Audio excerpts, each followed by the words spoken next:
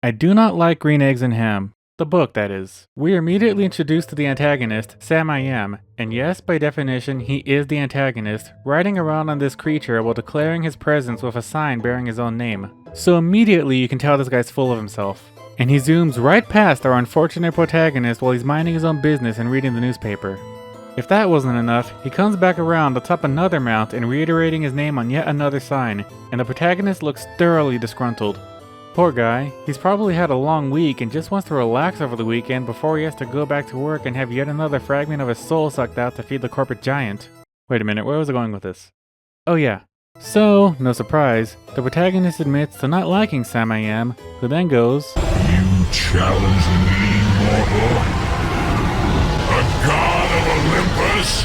and shoves the titular dish in his face. The protagonist, rather calmly, tells Sam I Am that he doesn't want any. A firm and simple no. But that answer apparently isn't enough for Sam I Am, who just asks where exactly he wants to eat them. Seeing he isn't getting through to him, the protagonist makes the only reasonable decision one can make when the other party doesn't listen. He disengages and simply walks away. This is when Sam I Am goes full stalker mode, tailing our protagonist like a crazed food evangelist.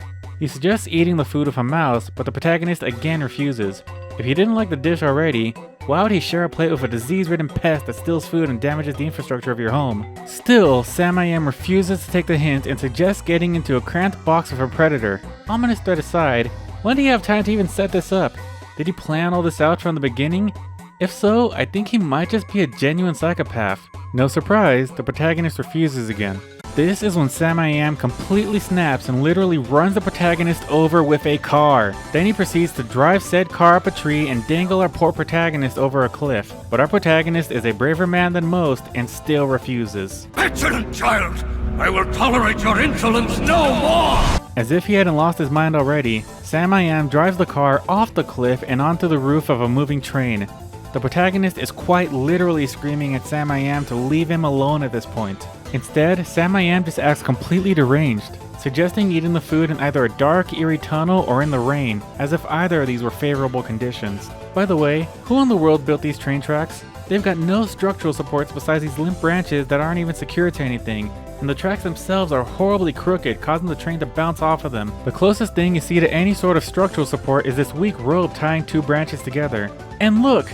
The tracks just end right in the middle of the ocean, causing the train to crash into a boat. This isn't even Sam I Am's fault. It's just horrible engineering by someone who clearly bribed an FRA agent with enough money to retire and move to Malibu. So even in the midst of all this chaos, with the train crashing into the boat, everyone landing in the ocean, and them literally ending up underwater, Sam I Am is still holding that plate in front of him. Then he just gives the smuggest look possible, saying, "How do you know you don't like it if you've never tried it?" Which is fair enough on its own, but gets him 0 points when he only thought to ask this question when running the protagonist over with a car, driving him off a cliff, and sending him into the ocean didn't work. Finally, the protagonist cracks, saying he'll eat the food if Sam I Am will just leave him alone.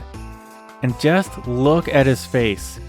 That is the look of a broken man who has resigned to his fate. He takes a bite, and he claims to like it, but really consider the condition that food must be in. Sam I Am has been pestering him to eat for the entire book, meaning it's definitely cold by this point. Not to mention, it fell into the ocean with everything else when the boat sank, meaning it's been drenched in salt water. I am thoroughly convinced the protagonist is just saying what Sam I Am wants to hear, just so he stops bugging him about it. Even if we consider that he really does like it, the ends simply do not justify the means. When Annie Wilkes abducted Paul Sheldon and tortured him for several months until he wrote his greatest masterpiece, was she justified? Of course not! And before you say anything, Paul only burned the manuscript of the movie. In the novel, he merely burned the cover and published the manuscript after he escaped. Sam I Am is a stalker who refuses to accept no for an answer. And who knows just how much further he would have taken things if the protagonist kept refusing. Score 1 for peer pressure, I guess. In fact, I've got a new rhyme for you. Sam I Am, oh what to do. The one who must be taught is you. Learn the value of consent. Take a hint and just relent. He does not want them, not one bit. No means no, you little shit. Why is it so darn hard to hear? Maybe clean out both your ears. Anyway, my rant is through. Subscribe for laughs. or maybe 2. Give that like a little click. Just one thumbs up. It's really quick.